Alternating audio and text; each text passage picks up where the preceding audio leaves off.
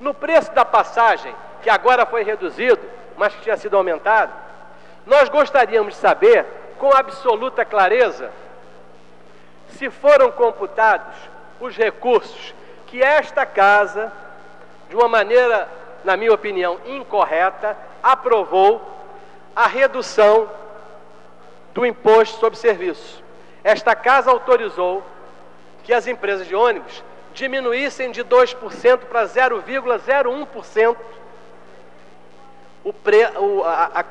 a cobrança de impostos. Isso significa, senhores, e isso a gente não consegue encontrar em nenhuma explicação da Prefeitura. Por quê? Esses dados são dados que se obtêm nas cópias das leis de devidas orçamentárias e das leis orçamentárias que essa Casa sempre aprovou. Em 2012, com essa redução aprovada pela Casa, os empresários de ônibus deixaram de gastar, a Prefeitura deixou de receber R$ 47.429.466. No ano seguinte, este agora, 2013, a renúncia fiscal, dinheiro que os empresários deixarão de recolher, serão R$ 51.875. Em 2014, serão mais R$ 56.496. Em 2015, R$ 59.603. Em 2016, o ano da Copa, serão R$ 62.700.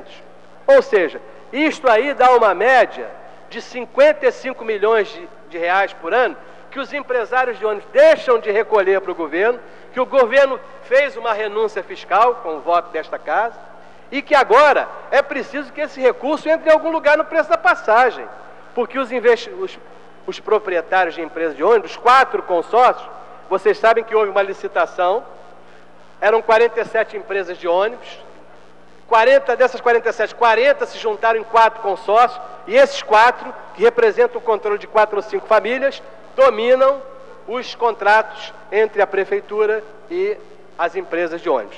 Mas tem mais um pequeno detalhe, já para caminhar para o meu encerramento, daria a luz vermelha.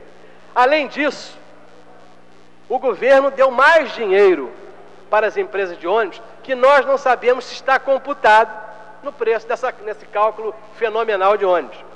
Fizeram um contrato que é muito esquisito, muito estranho. Por quê? Porque é um contrato feito. Quem entrega os serviços hoje, quem recolhe o dinheiro dos passageiros e transporta os passageiros, são 4 consórcios. Mas quem assina o contrato com a Secretaria Municipal de Educação é o sindicato das empresas de ônibus, chama-se Rio Ônibus. É um contrato para quê? É um contrato para usar o validador de ônibus. O validador é aquele negócio onde se passa o bilhete único. As escolas municipais do Rio de Janeiro tiveram inseridos nas suas instalações o validador de ônibus. E o controle das passagens, o controle da assiduidade dos alunos, que no meu tempo, no tempo da maioria das pessoas, e ainda agora, era feito pelos inspetores, passou a ser feito. A chamada agora quem faz é a Rio Ônibus. Ou seja, quem controla, o inspetor de alunos da Prefeitura do Rio de Janeiro, num contrato assinado com a Secretaria Municipal de Educação, é a Rio Ônibus. Só que isso ela não faz de graça. Ela está cobrando por esse contrato 50 milhões em 2011, cobrou, 75 milhões em 2012, cobrou, e 49 milhões em 2013. Olha, senhores, este dinheiro, diga-se de passagem, a Prefeitura paga a Rio Ônibus por esse contrato com recursos do Fundeb. Recursos que a Constituição Federal diz que devem ser resguardados para tratar do transporte de alunos. Estamos usando isso, estamos cedendo o dinheiro do Fundeb para a Rio Ônibus. Então nós temos aqui 2 grandes grupos de recursos que, se somados, os 2, desde que começaram até o ano da Copa, eles darão um volume de em torno de 600 milhões de reais.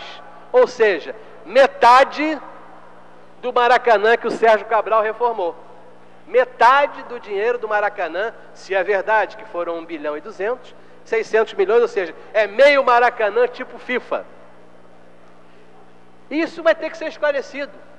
Será que isso está sendo levado em conta como recursos que as empresas de ônibus estão recebendo? Mais ainda, senhores, para a gente encerrar, que eu estou vendo que o nobre vereador de novo visual, que eu quis saltar o seu novo visual hoje, vereador Paulo Messina, lembrar o seguinte: